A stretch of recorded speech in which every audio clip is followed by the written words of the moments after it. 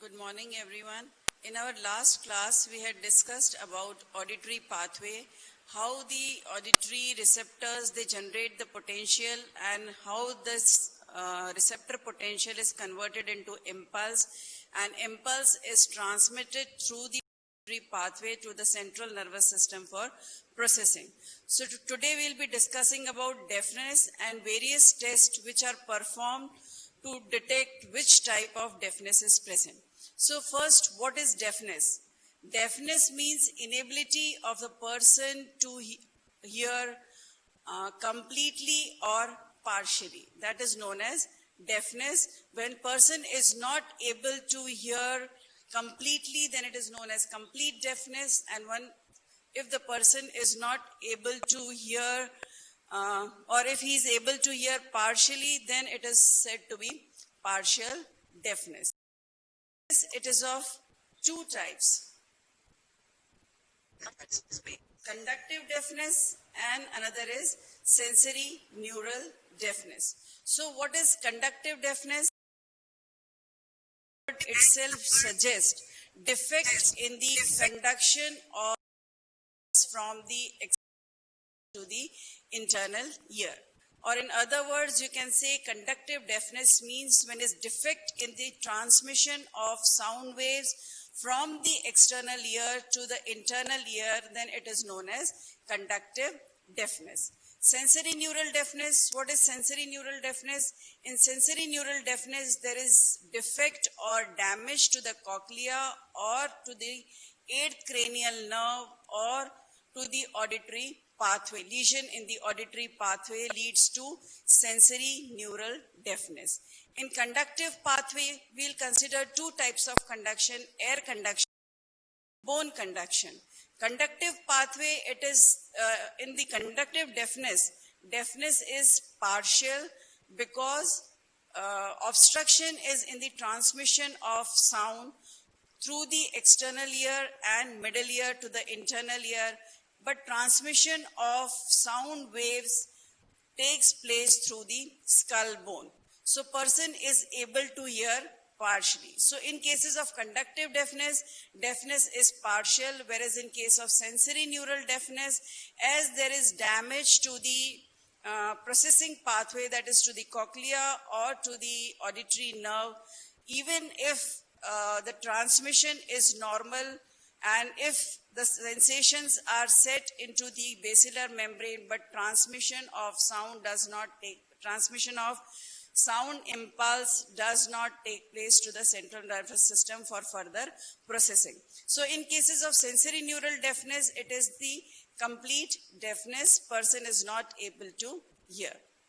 Then there is another term that is known as tinnitus. Tinnitus means ringing in the ear. There is constant feeling of ringing in the ear. That is because of irritative stimulation of the internal ear or eighth cranial nerve. So, is it clear what is tinnitus? It is the continuous ringing in the ear because of continuous irritative stimulation of the internal ear or the eighth cranial nerve. Now, what are the causes of conductive deafness? As I have already told you that conductive deafness means defect in the transmission of sound from the external ear to the internal ear. So, what could be the reason of defect or hindrance to the transmission of sound from the external ear to the internal ear? So we'll start with the external ear. It could be presence of wax or foreign body in the external ear which will interfere with the transmission of sound. Second cause, it may be because of the defect in the tympanic membrane. Either it could be inflammation of the tympanic membrane, that is known as otitis media, or it could be because of the perforation in the ear dam. Then third cause is otosclerosis. Otosclerosis means ear ossicles. They fuse with each other and face plate of stapes bone. It gets fixed with the oval window, so vibrations of the foot plate of the stapes gets affected and sound waves are not conducted to the internal ear. Then what are the causes of sensory neural deafness? Causes for the sensory neural deafness are either it is damage to the cochlea or damage to the eighth cranial nerve or lesion in the auditory pathway, as a result of which impulses will not be conducted to central nervous system, or auditory cortex may also be affected. In cases of sensory neural deafness, both bone conduction as well as air conduction is affected and it leads to complete deafness. Then there is another term that is known as presbyacusis. Presbyacusis means decrease in the threshold of hearing as the age advances, and that is because of the damage or decrease in the number of hair cells or decrease in the number of neurons. So presbyacusis means decreased in the hearing of the person as the age advances. It is similar to that of presbyopia, which we have studied in the eye.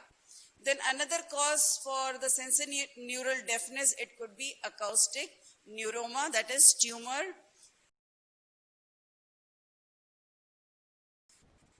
which a person experiences when he is exposed to loud sound for a prolonged period of time. For example, person who is working in the industries, they are exposed to loud sounds of the machine.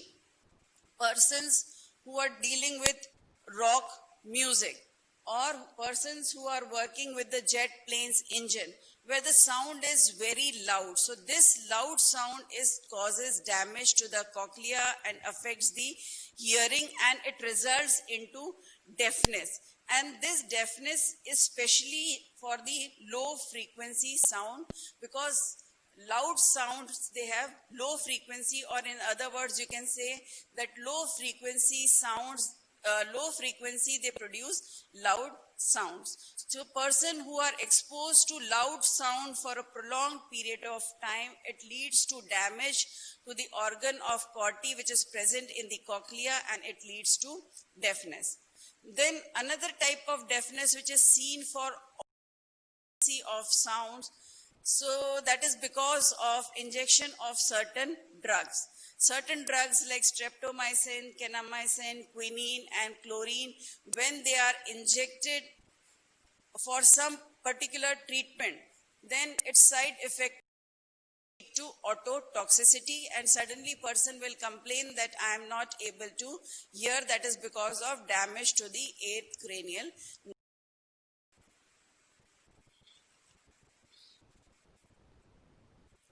Now, various tests are performed to differentiate between the types of deafness. So, which test is performed? First is tuning fork test. It is done to differentiate between the type of it is a conductive deafness or whether it is the sensory neural deafness. Then audiometry, again, it is an advanced test which is done to find out the sharpness of hearing, or you can say auditory acuity, and it is done to find out type of deafness, degree of hearing loss, and which frequency is affected. Now there is another test that is known as auditory evoked potential. It is done to check the integrity of the auditory pathway. Besides this, there are two types of crude tests which can be done for hearing test. One is the watch stick test, and another is you can just usko kya bolte chapti vagadna, you can do that and you can assess the hearing. Very crude method for testing the hearing. Accurate methods can be tuning fork test, audiometry, and auditory evoked potential. We'll discuss them one by one.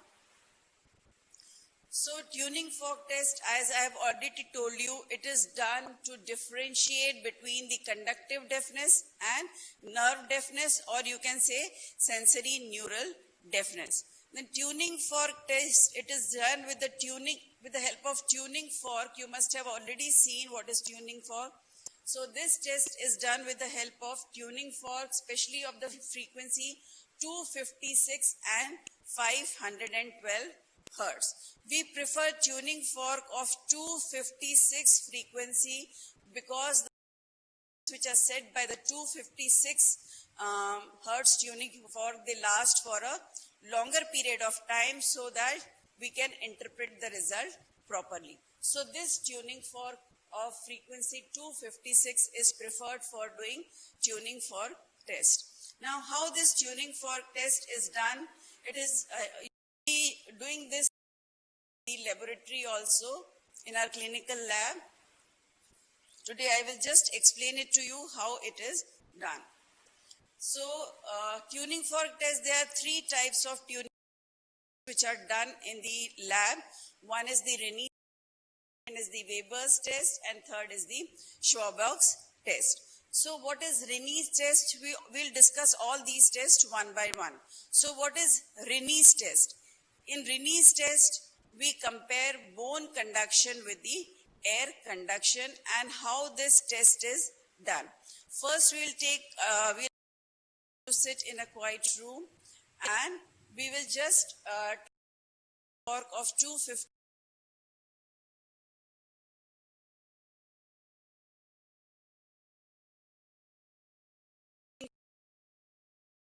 of our hand, and it will be set in.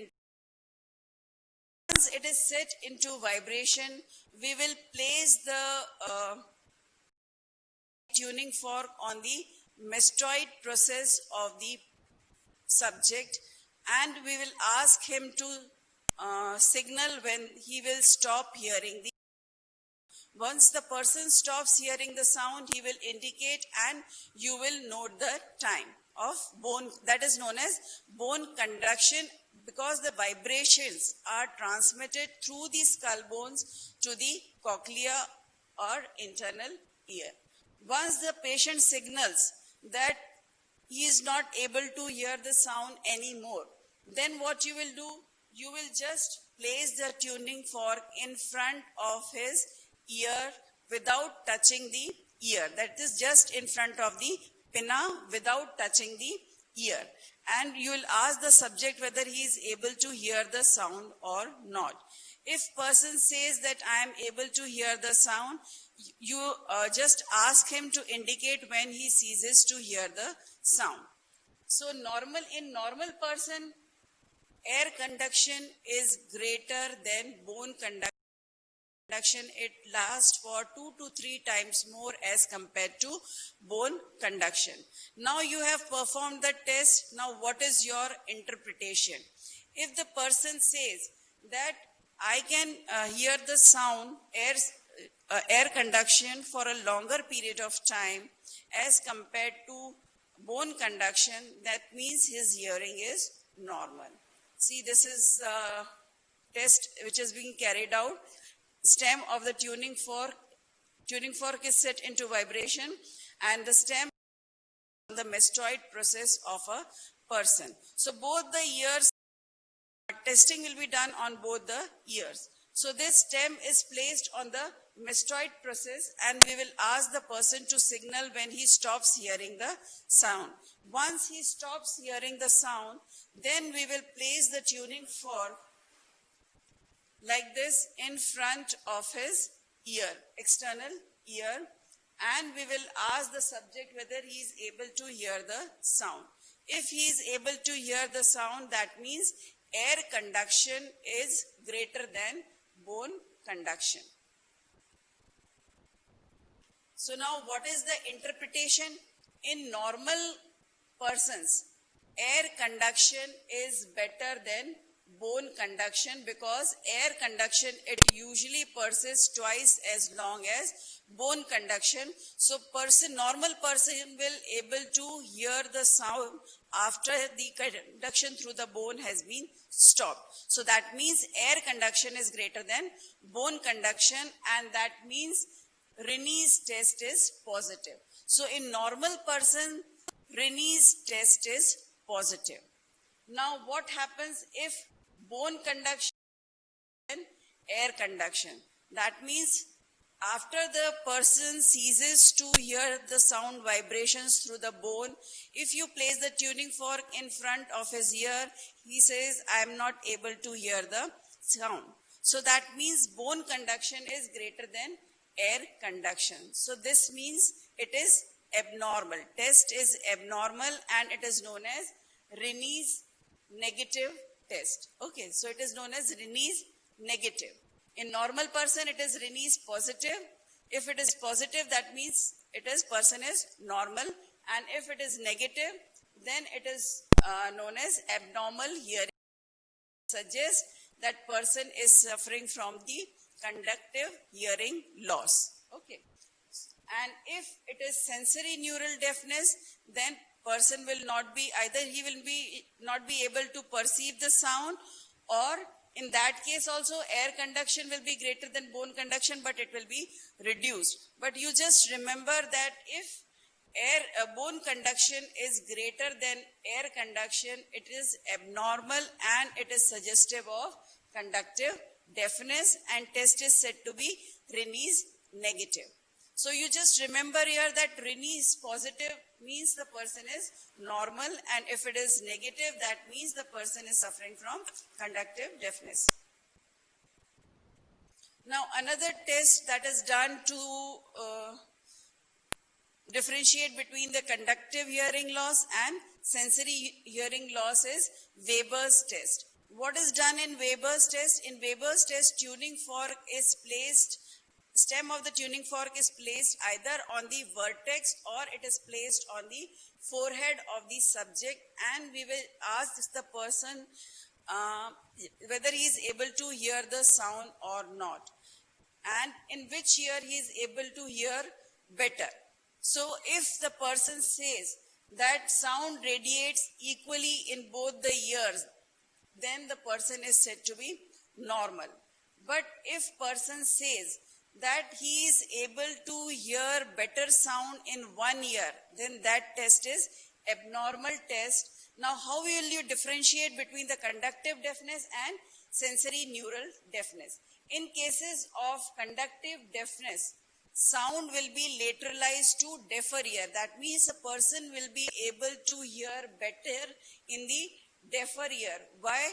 Because of the absence of masking from the external environment.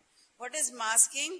Masking means if you present a particular type of sound to a ear, then that ear is unable to hear another type of sound, that is known as masking. So if the ear, in cases of conductive deafness, what will happen? Conduction or transmission of sound from the external environment will not take place in the affected ear, as a result of which the sound that is conducted through the bones will be heard better in the deafer ear. And in the other ear, what will happen? Because of the masking effect of the environmental sound, a person will not be able to hear as good as he is hearing it in a deafer ear.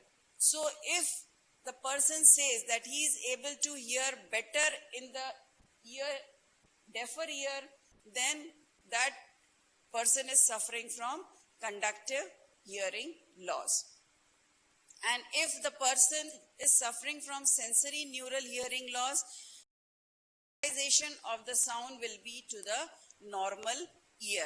Why? Because ear transmission of the impulse will not take place, as the cochlea and 8th cranial nerve is damaged. So hearing will be from the normal ear. As I have already explained it to you, that auditory pathway, it has got some characteristics. Is that there is bilateral representation of ears in the cerebral cortex. So that's why masking is done, so that the crossing over does not. So in conductive deafness, sound is lateralized to deafer ear, and in cases of sensory neural deafness, sound is lateralized to normal ear. Lateralized means better hearing in the normal ear or deafer ear. So this slide, it shows how Weber's test is done. we will place the stem of the tuning fork on the vertex, and we will ask the subject whether he is able to equally in both the ears or in one of the ears. If the person says that he is able to hear the sound equally in both, means hearing is normal. And if it is lateralized to deafer ear, that means person is suffering from conductive deafness. And if hearing is better in the normal ear, that means person is suffering from sensory neural deafness. Now this is the comparative chart which shows three types of tuning fork test. First is Rennie's test. If air conduction is better than bone conduction, then it is said to be Rennie's positive, which is seen in normal person. If air conduction is less than bone conduction, then it is Rennie's negative, which is suggestive of deafness. And if air better than bone conduction, but the time period is reduced, then it is neural deafness, or in some cases there may be absence of both air conduction as well as bone conduction. For Weber's test, in normal person, it is equal. In conductive deafness, it is lateralized to deafer ear, and in cases of healthy ear, it is lateralized to normal ear.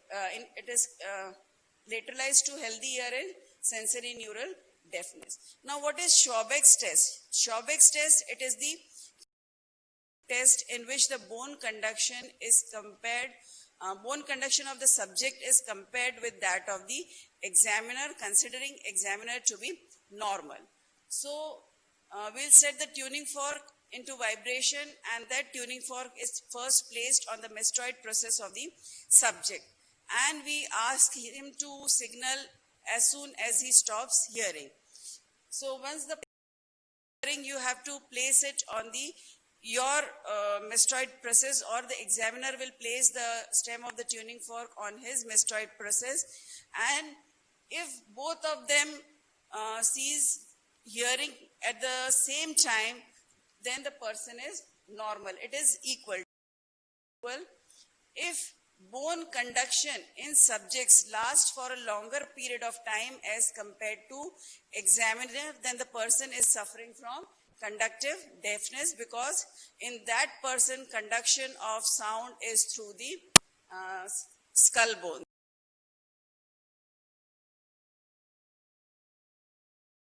Is worse. That means if the person stops hearing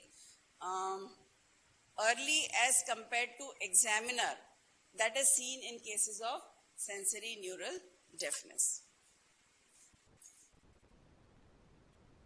Now another test which is done, different types of, for assessing the auditory acuity, or you can say sharpness of hearing, is purpose of audiometry is pure tone audiometry. What is pure tone? That I will tell you. So it is also known as pure tone audiometry. What is the purpose of doing audio? It is to determine the type of deafness, then to determine degree of hearing loss, then to find out which frequency hearing is most affected.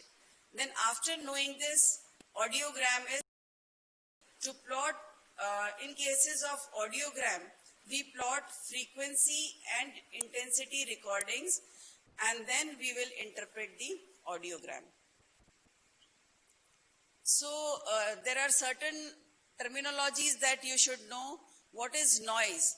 Last time when I was discussing regarding the quality of sound, at that time I have told you that quality is intensity, then pitch, and another is timbre. So what is timbre? At that time I have told you that it is the complex sound which is repeated at a regular interval. And when this complex waves at the regular interval, or you can say rhythmically, it produces musical sound. But if the complex sound is repeated irregularly, or you can say aperiodic complex sound, is known as noise. Then what is white noise? White light. there is a term which is known as white, which contains all frequency audible spectrum. So just like white light, there is a term white noise. Then what is masking? I have already explained it to you. What is masking? It is the phenomena in which presence of one type of decreases the ability of the ear to hear another type of sound. So as I have already told you that there is crossing of signals at 3 places in the auditory pathway. So to keep, when you are testing one ear, you have to avoid this the signals to the another ear. For that you do masking. That means you will keep one non-testing ear busy. So line busy is तरह से you will just project, you will give one type of sound to the non-testing ear so that not be able to hear the sound from the testing ear. Now what is pure tone? Pure tone is a single frequency, no harmonic content. This corresponds to sine wave. See, this is the diagram of the pure tone frequencies. This is low frequency and this is high frequency. So these are pure tone sounds. They are the sine waves and they are simple waves. Frequency can be changed from frequency to high frequency. Now what is the purpose? As I have already told you, masking presents a constant noise to a non-test ear to prevent crossover from the test ear. The purpose of masking is to prevent the non-test ear from detecting the signals so that the test ear can respond. Now, how pure tone audiometry is done? The person is made to sit comfortably in a soundproof room, and it requires one headphone, then electronic oscillators is required, and intensity dial is required for the pure tone audiometry. You will make the person sit comfortably in a soundproof room, and headphone is applied. So it is color coded. Earphone is for right ear and blue is for the left ear. Then masking sound is delivered to the non-test ear. An electronic oscillator.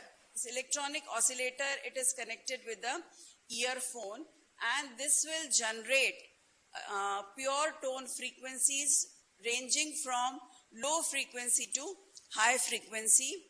And we will set the intensity dial at 0 decibel. 0 decibel does not mean absence of sound, which I have already explained it to you. 0 decibel means the minimum intensity of sound that can be heard by the normal person. So this intensity dial is set at 0 decibel, and then gradually at each frequency we will increase the intensity of sound till the person hears the sound, and then that intensity paper.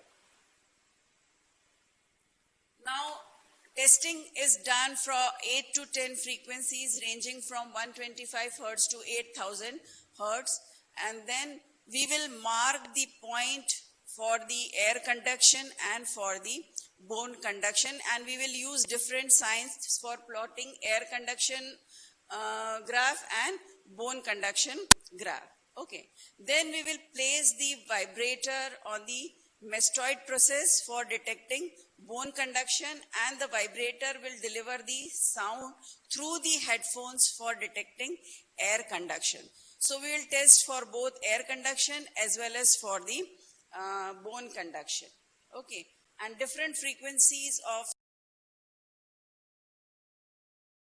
and intensity at which the person is able to hear will be noted.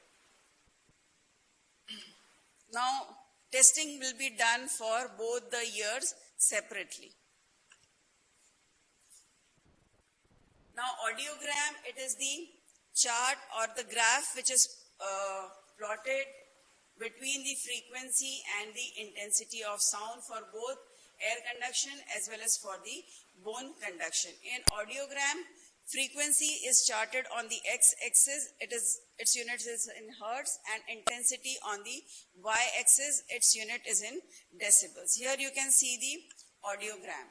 This is the audio frequency. This typing mistake. So there are different frequencies, 125, 250, 500, 1000, so on. And on the y-axis, intensity is marked in decibel. The red bold line shows the normal hearing, okay, intensity 0 decibels. And then you can see the different intensity and frequency marking. Cross indicates the marking for the air conduction, and the star, it indicates bone conduction.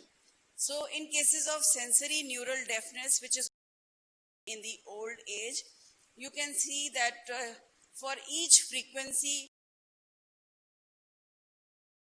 decibel to the point at which the person is able to hear. So at 125 frequency, you can see that for air conduction and bone conduction both, it is marked at 10 decibel. That means from 0, you will increase the intensity of sound and the person is able to hear at 10 decibel. So you have marked air conduction and bone conduction at 10 decibel. Of sensory neural loss, you can see that air conduction graph and bone conduction graph, they go parallel with each other. There is no gap, and you can see that there is loss of hearing for higher frequencies. Okay, so this is the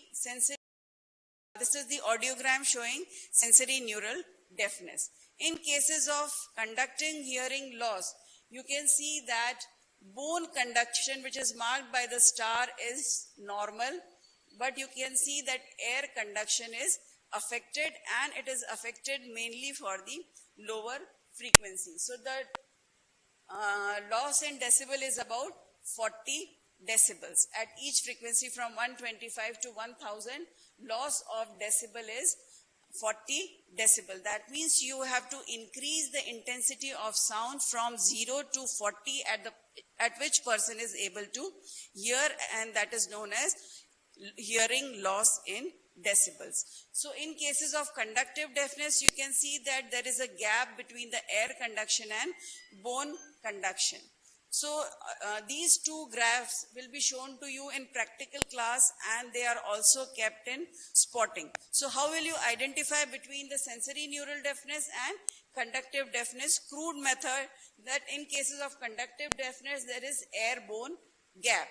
So this graph is suggestive of conductive deafness, and in sensory air-bone gap. Now, degree of hearing loss. Normal person can hear from 0 to 25 decibel. If the person is hearing from 26 to 40, it is the mild hearing loss. Moderate hearing loss is from 41 to 55.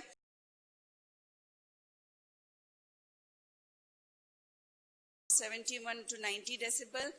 And if the hearing loss is more than 90 decibel, then it is known as profound hearing loss. Now there are certain disorders, hearing disorders, which you should know. I have already told you that there is decline in hearing as the person's age advances. This is because of the loss of the hair cell or decrease in the number of neurons.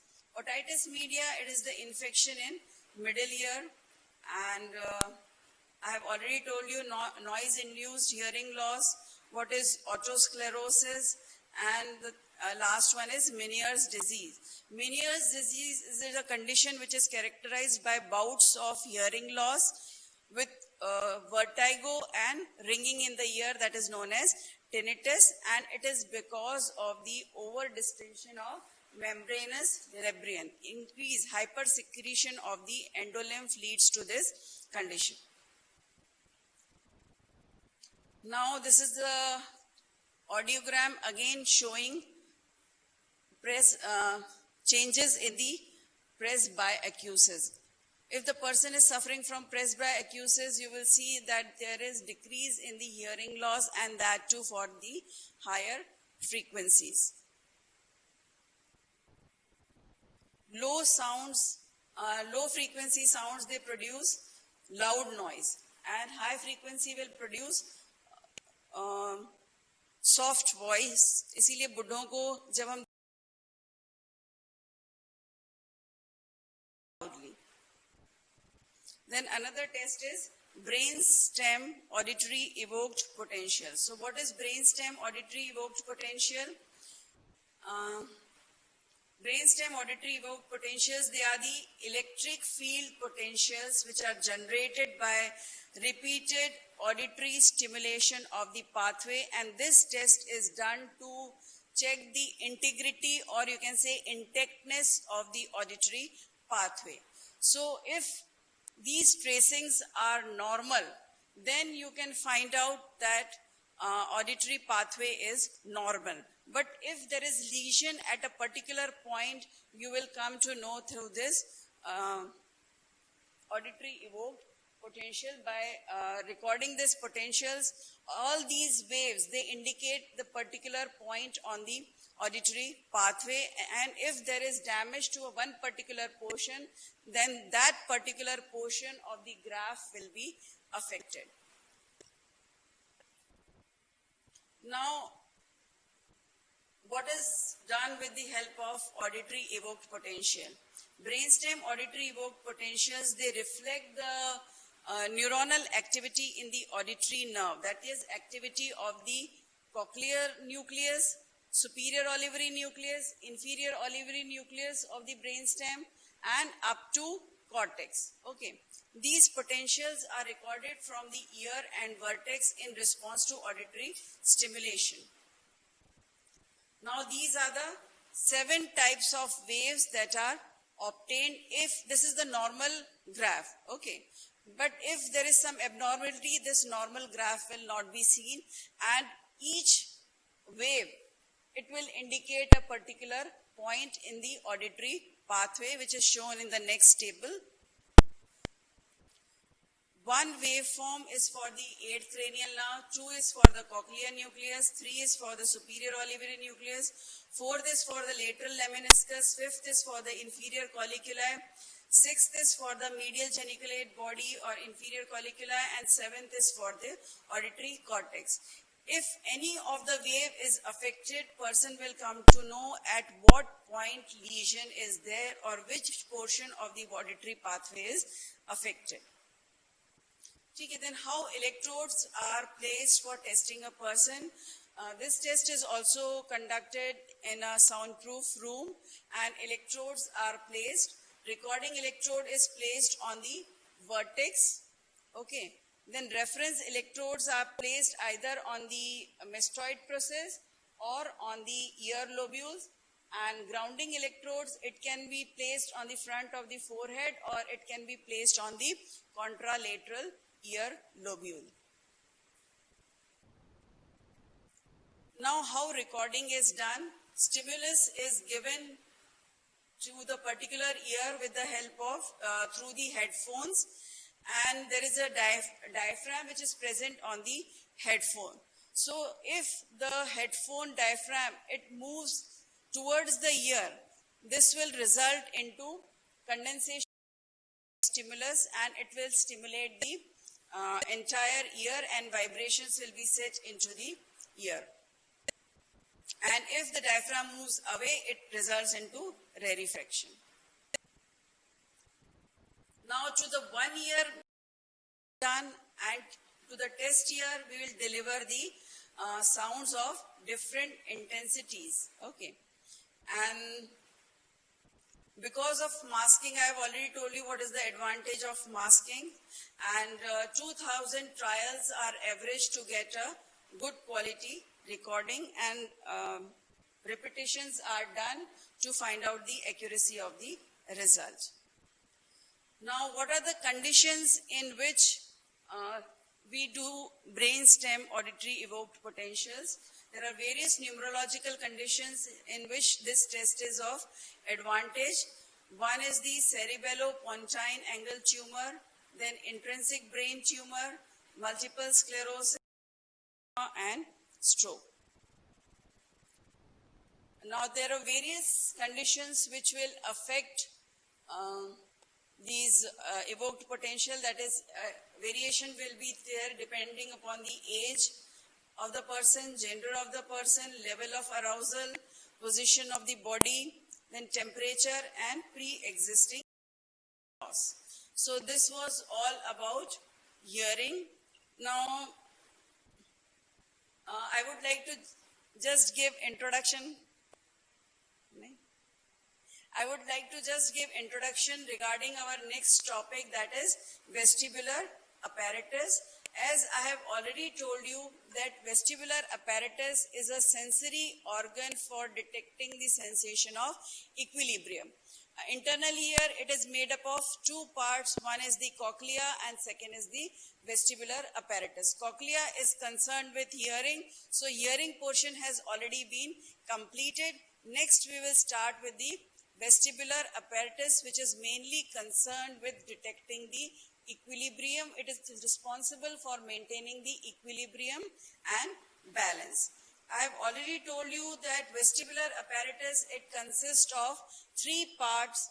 One is the semicircular canal and another two are utricle and saccule. So semicircular canal, there are three semicircular canals present in the vestibular apparatus. In this diagram, you can see that this is the vestibular apparatus comprising of three semicircular canal. Three semicircular canal means anterior, posterior and horizontal or lateral. There are three semicircular canal and one end of each canal is dilated to form ampulla, and sensory receptors are present in the ampulla, and these sensory receptors which are present in the semicircular canal, they are known as crista ampullaris. Then you can see another two sac-like structure. One is the utricle and another is the saccule. Okay, so utricle and saccule, they have the receptors which are known as macula. So these receptors, from these receptors, sensations are carried through the vestibular portion of the nerve, and hearing sensations are carried through the cochlear portion of the nerve. So these two portions, they join together to form the eighth cranial nerve, that is known as vestibulocochlear nerve. Now, what are the functions of semicircular canal and what are the functions of utricle and saccule? Semicircular canal, it is responsible for detecting rotational acceleration. It is also responsible for maintaining or detecting dynamic equilibrium, and it also have predictive function that we will discuss one by one in details. Now, what are the functions of utricle and saccule? Utricle and saccule, they are responsible for static equilibrium. They detect linear acceleration, and they are responsible for maintaining they are responsible for detecting the orientation of head with respect to gravity when a person is in upright position or in the lying down position. Now, this is again the diagram which I want to show you. It is showing the vestibular apparatus, which consists of three semicircular canal with a dilated portion that is known as ampulla, and in the ampulla you can see the receptors which are known as crista ampullaris. Okay. Utricle and saccule, you can see another red marking is there, that is of the receptors which are known as macula, and for detecting linear acceleration and orientation of head with respect to gravity when the position or in a lying down position. So next in details we will continue in next term.